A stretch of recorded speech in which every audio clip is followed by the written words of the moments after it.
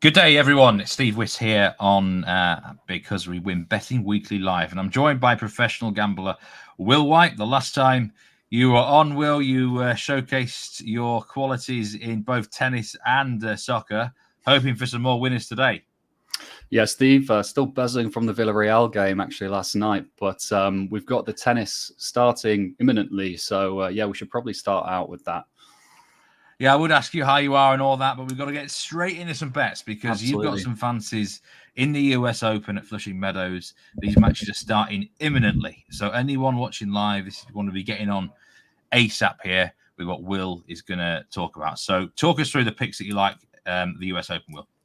So we got 3 picks, all of them starting as we speak in the next 5 minutes or so. They may have already been turned in play on the Bet Rivers website, so please check out the in-play tab. But the first is Jakub Mensik against Felix Auger Aliassime.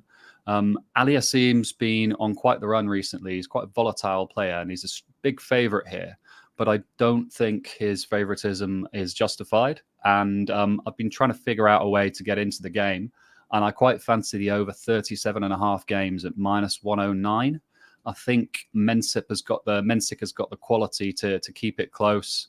And I don't really fancy Auger Aliassime to win as easily as the odds suggest. So that's my first pick, the over 37.5 games. Second pick, Alejandro Tabilo versus David Goffin. I really fancy Tabilo to get the job done here. We're looking at 2 players that really are on quite different career trajectories right now. Goffin, 33 years old, I believe.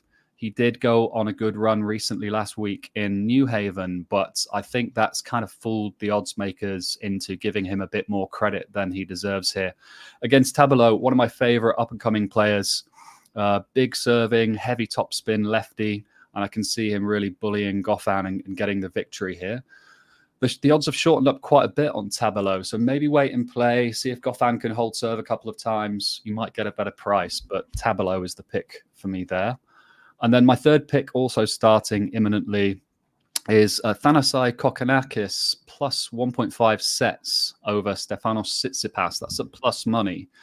Kokkinakis, I feel like he's got the big surface advantage here. Tsitsipas, although he's a big name, these days he often gets exposed on the faster, quicker courts here. These courts do seem to be playing quite quickly.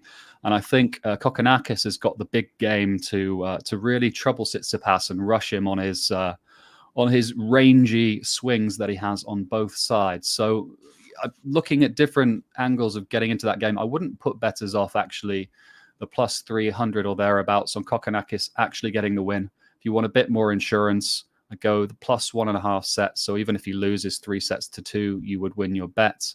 And if you look at the surface stats for these 2 players over the last 12 months, there's really not that much between them. So I don't really think that Tsitsipas's favoritism is justified there.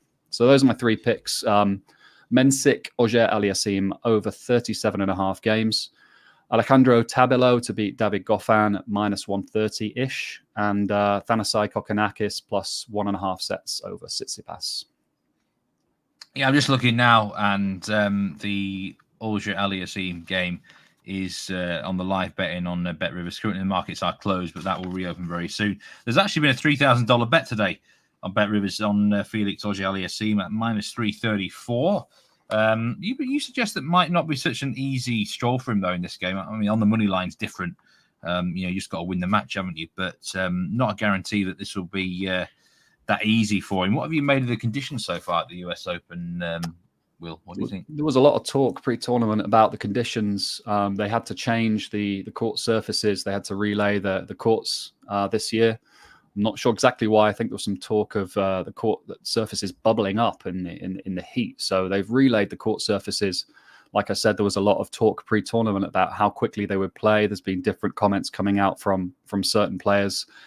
It looks to me like they are the kind of medium fast hard courts that the US Open were looking to achieve. So yeah, medium fast hard courts, not that dissimilar to Cincinnati, probably not as quick as Cincinnati, but definitely favoring the players that can hit the ball with quite a lot of weight, and especially guys like Tsitsipas with, big strokes on both sides, particularly the single-handed backhand. I can see him getting rushed by Kokkinakis. So yeah, that's my take on the surface. Kokkinakis is plus 200 to win the game on the money line against Tsitsipas. That is live right now. You said that's maybe potentially worth a nibble, or is it asking a bit too much? He must have started. Has the match started, Steve? Do you know? I think it's. I'm not sure if it's actually started, but I mean, they're certainly very close to being started.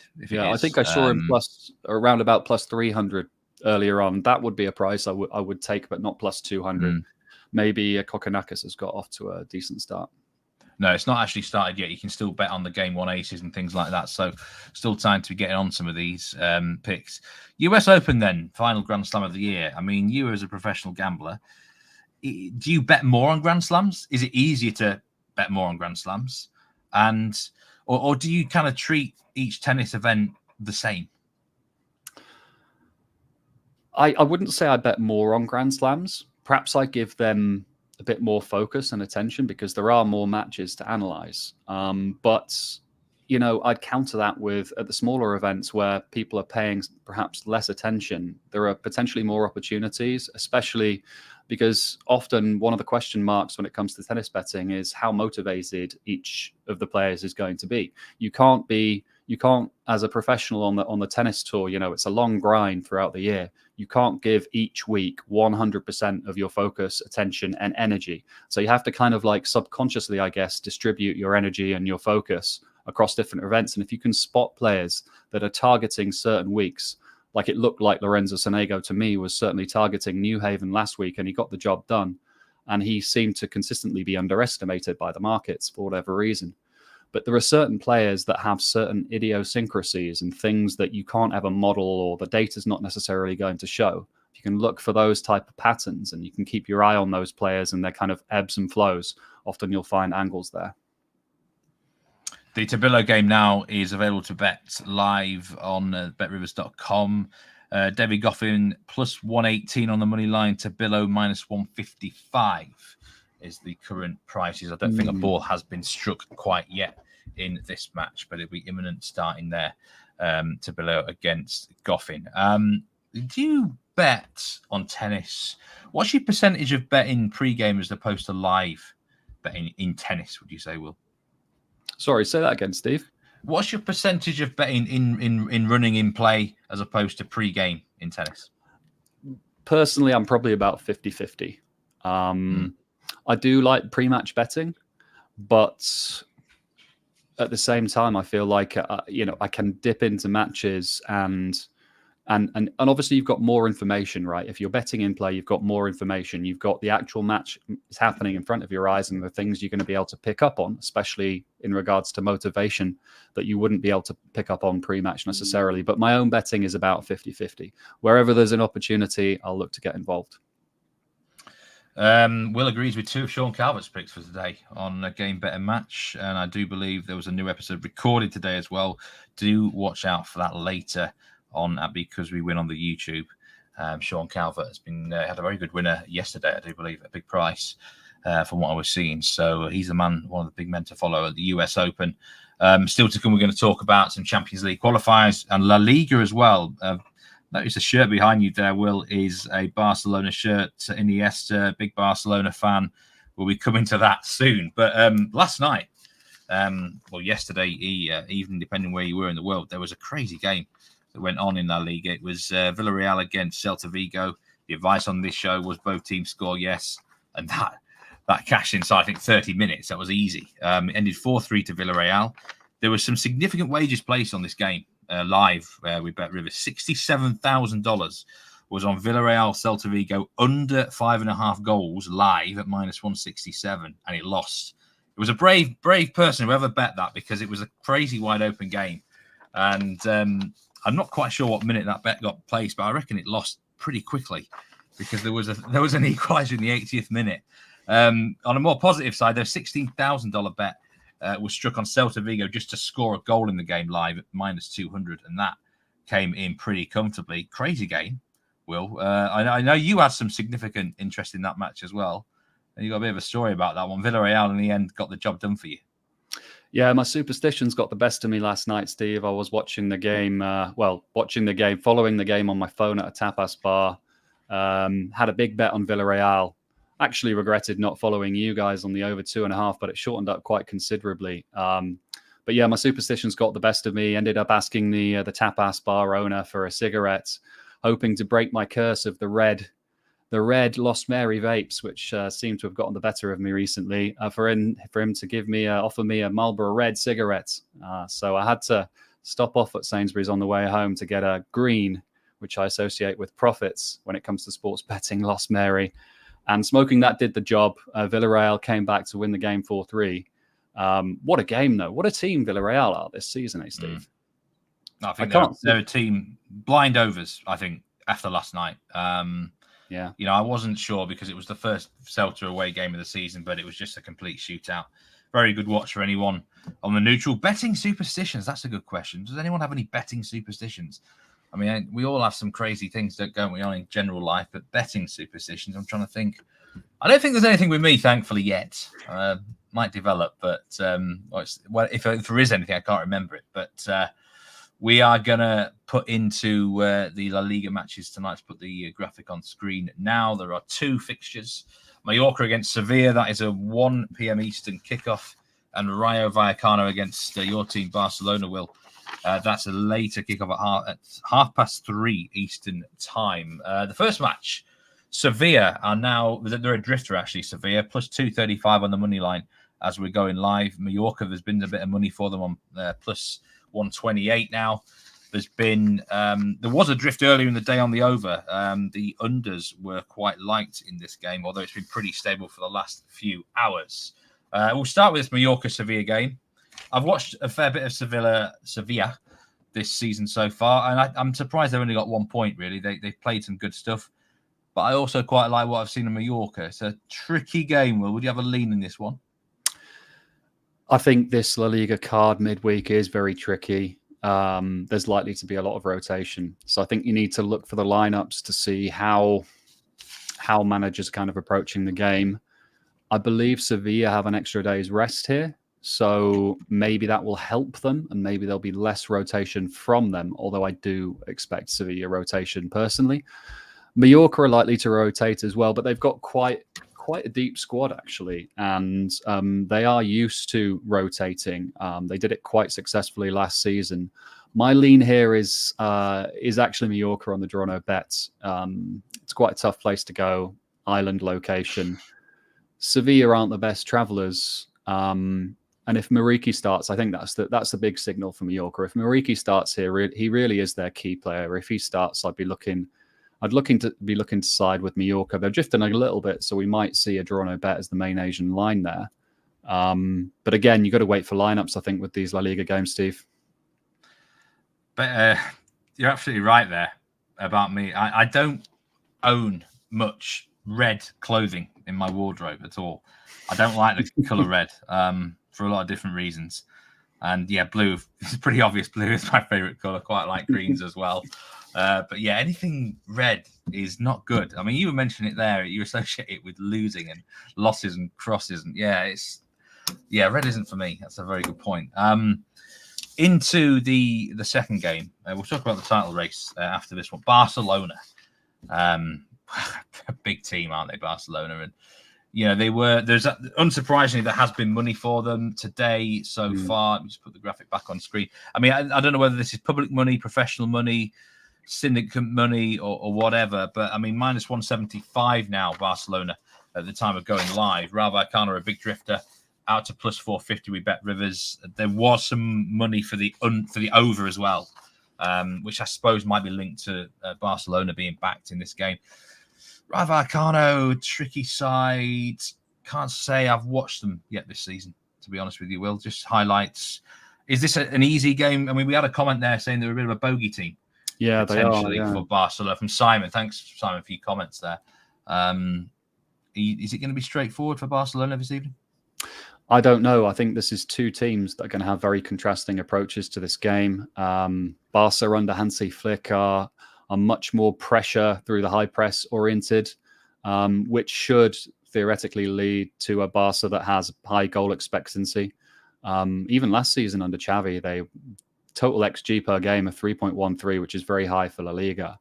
But then you've got a Rayo team on the other side where Inigo Perez, their manager, came out in press conference to signal how defensive solidity and collective effort were the two keys to the game. So I think for Rayo, they'll be sitting back and looking to absorb the Barca pressure. And I think it's all about whether there's an early goal. If there's an early goal, that may open the floodgates. My first instinct with this game was I quite like the same game parlay Barca win and over 1.5 goals. That was plus money, but given that Barca have been backed in and the overs have been backed in, it's currently trading at -107, which is probably just outside of my range. Again, it's another game where team news is going to be key. You know, Lamine Yamal has played so much football recently, including over. Why is there so much rotation? Because, I mean, we were talking off air about Celta Vigo last night, rested about 5 or 6. It's only game week number 3 in the season. Yeah. It just seems extreme to me that this. I mean, I get rotation later on in the season. Is this a Spanish mindset? It's weird, isn't it, Steve? Yeah, that kind of is what jumps to my mind as well. We've got an international break coming up in a couple of weeks as well. But I guess in modern football, it's just so much more about physicality. And I think managers believe their squads are deeper. They need to keep those players also involved, the reserves on the bench. And I think it just leads to, with 2 or 3 days in between games, you'll see managers rotate. Different managers have different mindsets when it comes to that, different philosophies. But I think we yet to see from Flick how much he's likely to rotate. But I can see Rayo certainly rotating. And if you're backing Barca here, you're going to want Lamine Yamal to start. You're going to want Robert Lewandowski to start. Probably going to want Pedri to start, right, as well. So it's all about lineup still. I'd be hoping for a Barca drift and maybe look to get involved in the Barca win and over 1.5 goals. Simon, that's a point. Could it be to do with the transfer window? That could be possible in certain cases where there's players that don't want to get injured or might even refuse to play, or they've got the eye on the shop. Yeah, that is a very good point. This is strange things can happen in this week, actually, approaching the final transfer window. I have to say, I think it's a tough day for La Liga. I was really strong on the match yesterday, but if I had to have a lean today, it would be Mallorca, Sevilla. Both teams score, yes, plus money 107. But Mallorca historically just don't have that many high-scoring games, although they are under new management this year. Sevilla match have been really open, both the games. I think they want to try and make it into a basketball game, but Mallorca might not want to do the dance. I just have nothing in the Barcelona game to suggest. I mean, what would your best lean be for La Liga today? It's I hate to sit on the fence. It's just such a tough card. The problem you've got with rotation earlier on in the season is it's just you've got a lot of lack of cohesion anyway, especially attacking cohesion when it comes to patterns of play. And if you add new players that aren't used to playing together into the mix, this is why you see the lines, the over-under goal lines are set lower in the first couple of game weeks of the season. It's only really after the international break where you get to where the goal lines start increasing before the dreaded November hits. So probably lean Mallorca, draw no bet if it gets there. Yeah, November and under seem to resonate very well on this particular channel. La Liga title race. I've got to quiz you on this as a Barcelona fan. Real Madrid -250, Barcelona +330, Atletico Madrid 10-1 with Bet Rivers, and you 40-1 bar the rest. I mean, I said on the European preview show, I can't see beyond Real Madrid. These are like the Galacticos era. Will, I mean, I know Barcelona do have good talent, but this Real Madrid squad is absolutely sick. I mean, is -250 value on them to win the La Liga this season, do you think? I don't think it's value, but I don't think it's that far off being right. Everyone was asking questions about Real Madrid after they drew away in Mallorca game week 1. But you've got to expect they're going to take some time to bed in that attacking quartet they have. But yeah, it's really hard to see past them. Barca are definitely a work in progress. They've got a lot of talent, but they're starting 3 17-year-olds at the moment, which is quite something. So yeah, it's hard to see past Real Madrid. But I do actually have a bet I like on the La Liga outrights. It's just not in the main outright market. Yeah, winner without Barcelona and Real Madrid. So forget about them. If they finish above you, it's absolutely fine. And I mean, when you told me this looked a huge price to me as well. Atletico de Madrid to win this market at minus 125. Yeah. It just looks huge. I don't really see anyone else coming close to the third place. Yeah, I can understand that bettors might not want to tie up their funds for the whole season, but it's just so hard to resist at that price. Minus 125. Look at the signings that Atleti made in the off-season. Alexander Sorloth, Julian Alvarez, Lenormand, and Conor Gallagher. I mean, that is just the attacking weapons they have now with Griezmann, Sorloth, and Alvarez. And you've got Koke and De Paul in midfield. I mean, at the same time, pretty much all of their rivals have been weakened. La Real have lost a few players, notably Sorloth. Sorloth obviously was at Villarreal. Villarreal have been weakened, losing Sorloth. Potentially Nico Williams will be leaving Bilbao, although that's kind of on a knife edge at the moment. I don't really see who gets close to them. I watched a bit of Girona against Atletico Madrid on Sunday night, and I mean, Girona were bringing on Miofsky, who, I mean, there's someone that's signed from Aberdeen. I mean, no disrespect to him or anything, and he's a good player, but he's not. I mean, he's not really a player that smells to me of a top 4 sort of La Liga club player with aspirations. So I think Girona probably will drop down a bit this year, especially as they are in the Champions League contention. There's just some stats on the Rayo match against Barcelona. This won't surprise you, Will. 99% of the money is on Barcelona. 99% of the tickets are on Barcelona. It's been a $10,000 bet on Barcelona, draw no bet at minus 334. Looks pretty safe to me. $5,000 on Barcelona double chance. I mean, these are fairly skinny odds, but they do look pretty safe to me. And remember, both La Liga games tonight are available on betrivers.com and the BetRivers app for live streaming. So do get involved. Nice. La Liga is a great watch so far this season. I think it's been really wide open and everything. Simon makes a very good point about the weather actually in Spain. It's been really, really hot recently. Doesn't maybe affect the later kickoff as much.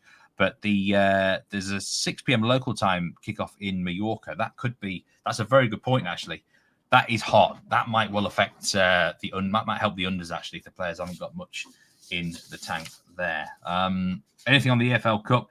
We've not got it scheduled for today. It's because the team news, Ranjev, is so important for this particular cup. It's so hard to know who's going to field who. Basically, I've always said, I remember I did work at football analysis companies. Cups were the biggest bane of my life because you had to do the extra mile to work out who is actually in the squad, who's going to play, wait till the 11s come out. And that's the best advice I can give for EFL Cup or any other domestic cup for that matter. Right, Champions League qualifiers before we go. 3 big matches tonight, $15 to $20 million at stake here for all the teams. We've got Sparta Prague against Malmo, Red Bull Salzburg against Dynamo Kiev, Galatasaray young boys. My best bet of the day is going to be in the Galatasaray game. I will come to that soon, but we're going to kick things off with a pick that you quite like, Red Bull Salzburg against Dynamo Kiev. Well, Red Bull Salzburg do hold a 2-0 advantage here. They're minus 175 to win the second leg. They don't need to win the second leg, but they are strong favourites anyway. Minus 157 now, though. So there's been a drift on Red Bull Salzburg. And the goals have been backed in now. I think the goal line's up around plus 3.5. Tell us what your pick is for the game. What do you like here? Yeah, well, those market moves, they don't really surprise me. In the second legs, you're likely to see money for the overs, and you're also likely to see money for the teams or against the teams, let's say, that don't necessarily need to win. Salzburg, 2-0 up from the first leg. And, meaning they can draw the game or even lose by a goal and still go through. So those market moves don't surprise me. I mean, one of the general comments I'd make about the second rounds of these qualifying ties is if you just think that, because one of the teams is likely to be chasing the game, that's going to lead to more goals, you would be correct.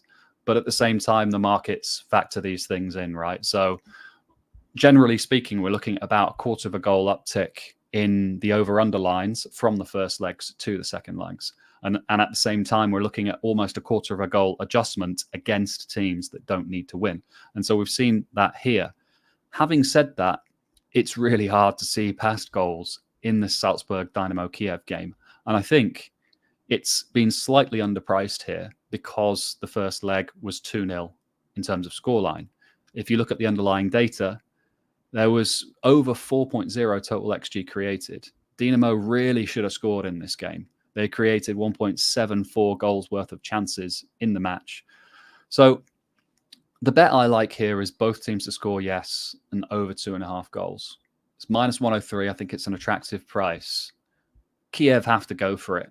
They do actually have some quite interesting attacking weapons. On the other side, I always like to say, if you're betting against Salzburg, you want to hide behind the sofa whenever Oscar Gluck's got the ball, because that is one talented kid. And it's very hard to see Salzburg not getting on the score sheet. So, yeah, both teams to score yes and under 2.5 goals.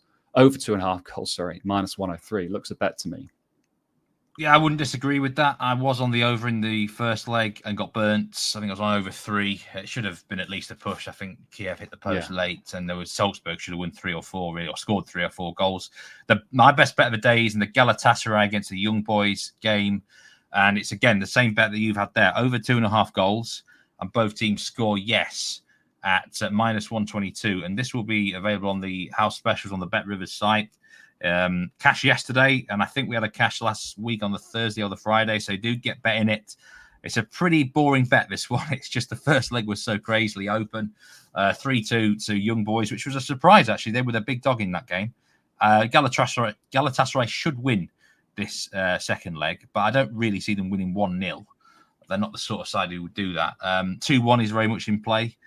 3-1 to the host. Young Boys caused a lot of problems to Galatasaray last week, and I think they'll do the same here, even though they are away at a difficult location. I don't think they'll have anything to lose after Galatasaray gets stuck into them. So for me, both teams score yes and over 2.5 goals at minus 122. That's on the house specials. The one final game to mention here is Sparta Praha against Malmo. I was actually on Malmo last week, and they let me down. I quite like the plus half handicap here, or the draw double chance on Malmo, you know. I think they're going to give it everything. Plus a goal start on the Asian line, minus 117. And I suspect that you might rate the Czech league higher than the Swedish league, or certainly compared to what I do, Will. But Sparta Prague don't have to win the game. They don't have to win the game. A draw's fine. They can lose by 1 goal and they go through. For me, that's a big factor. Malmo will go down swinging here. They were too scared in the first leg. I think they'll give it everything in this instance. That might lead to them throwing away the game late on. Who knows? But I just think the factor of not needing to win is important. And you mentioned it earlier there. It's worth about, what, a quarter of a goal on your ratings? Yeah. I mean, but you do rate the Czech league quite well, don't you? I mean, I do. Yeah, I mean, I don't really know much about Malmo. I don't know much about the Swedish leagues. But what I do know is Malmo have lost potentially their most important player, Sebastian Thanasi. Would you say most important player? Yeah. So that's a problem. He was there for the first leg, I believe. But Sparta Prague were quite dominant, right? At a fairly intimidating place to go. In the middle of the Swedish league season. Yeah, I favour Sparta Prague here. But the fact that they don't need to win, that puts me off betting them for sure. And if they were odds against, maybe, but they're still being priced at minus 118. So this is a kind of game where, yes, you could argue Sparta would be shorter than that if they weren't already up from the first leg. But at the same time, that it's not like they've been pushed out quarter of a goal to kind of reflect that. So, yeah, I couldn't bet it, but gun to head, I fancy Sparta to get the job done. Yeah, someone said in the comments there that the manager of Malmo, Henrik Rydström, has come out firing in the... that doesn't surprise me. He's quite a bullish sort of coach. He's a good manager, actually. I could see him being in the Premier League one day. He's got to show something here because he was actually out-tactics in the first leg, incredibly. I've not seen that happen too often. But the assistant manager at Sparta Prague was the former manager at IFK Gothenburg. That might have helped them out there. I would have... Yeah, I think they're worth a nibble on the plus a half. Not a big bet here on Malmo, but I think they can avoid defeat in the second leg. They've got to go and show something here. Before we go, just some notable Tuesday wagers on the sportsbook on Bet Rivers. Got nearly $10,000 on the Las Vegas Aces, minus 358. That is WNBA. We've got $5,000 on the Yankees, which is no surprise there. Someone just mentioned the Seattle Mariners again. Henry VIII, he nailed that Like he keeps saying they're an auto bet for the rest of the season. He keeps banging on about it as well. But cash cow. Yeah, very absolute bullish. cash cow. He's Seattle. Proud Sporting City, of course. And looking back to some yesterday winners and losers, I mentioned the 67,000 loser on Villarreal, but there was a good winner. Storm versus Mystics was a live better which won there under 16. And in the tennis, under 18.5 games, plus 112 live. This was a good winner.